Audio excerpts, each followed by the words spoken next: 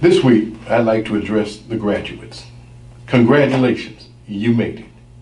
As one who has been in your shoes, I understand exactly how you feel.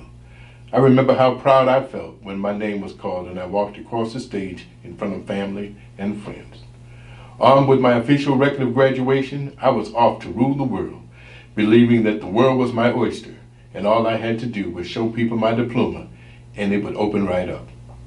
Boy, did I have a rude awakening. At the time, I understood the premise behind the saying. The oyster represents the world, meaning that the world is at your disposal with your fortune somewhere out there waiting to be explored. In my naivete, however, I had no idea how hard that oyster would be to open.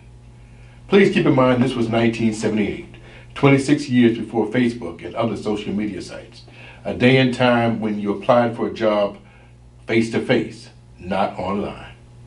For the record, I'm the type of person, if you tell me the stove is hot, I'm going to take your word for it and not touch it.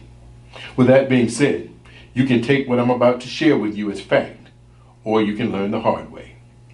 I would suggest prior to you sending out your resume, you go through your social media sites with a fine-tooth comb and delete, delete, delete.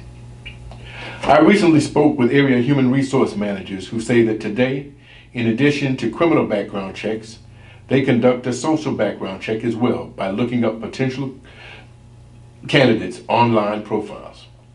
Given that information, I don't care if you use your iPad, iPhone, or iMac, you need to delete the following: any provocative or inappropriate photographs or information, any posted content about your drinking or using drugs, any content where you may be bad-mouthing previous employers, co-workers, or clients, any display of poor communication skills, any discriminatory comments, any discrepancies or lies about your qualifications, and any confidential information from or about your previous employer. A rule of thumb when posting information online: don't post anything you wouldn't want your mother to read. Now, of course, if you and your moms hang out together smoking, drinking, and sharing racist jokes, let's just say I wouldn't be waiting by the phone expecting a call. Now, if you can't figure out what is and what is not appropriate, I would just close out all of your sites until you get a job. Trust me on this. It's better to be safe than sorry.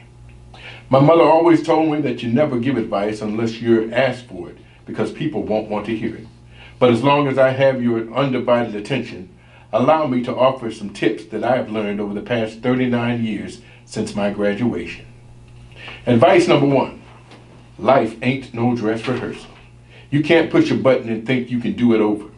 You will make mistakes, so don't whine about them. Learn from them. Advice number 2, your school or your youth sports programs you participated in may have done away with winners and losers, but life has not. In some schools, they have abolished failing grades, and they'll give you as many times as you want to get the right answer. In some youth sports programs, there are no winners and losers, and everyone gets a trophy. This doesn't bear the slightest resemblance to anything in real life. In real life, there are winners and losers, and sometimes the referees cheat for the other team. Which leads to advice number 3. Life is not fair. Get used to it. Number 4, a degree does not automatically get you a job. Don't expect to graduate on Monday and be offered a CEO position on Wednesday.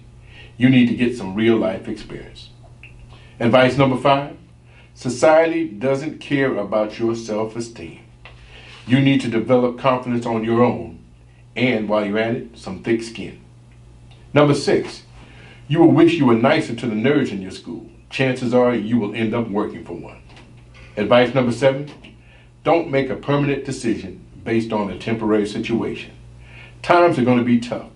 You will make mistakes. There will be times when you may become frustrated. You might even want to give up. Don't. It won't be the end of the world. Never give up or give in. Your life is too important to just end it. Number 8, it's not always about racism. Of course, there is a level of racism that we all have to overcome, but that doesn't mean that every single issue is race-related. Sometimes it's about how you represent yourself. Sometimes it's about how you present yourself. Not being hired may have absolutely nothing to do with the color of your skin, but rather the way you arrive to the interview, inappropriately dressed with your pants sagging. Not being hired may have more to do with you not having command of the English language, because in an interview, you tell the interviewer, you know what I'm saying? You know what I mean? No, the hell they don't, because you ain't saying anything. Number 9, find your passion and you will find your paycheck. If you can find something you wake up every morning and do it for free, that should be your job. Number 10, pray daily. This, in my opinion, is the most important rule of all. Give it to him and he will give it back to you like you will never believe. Finally, whether you take my advice or not is totally up to you. I still offer my congratulations and wish you a great and wonderful life. After all, the world is your oyster. I'm Wayne A. Hales, and this has been my view from a pew.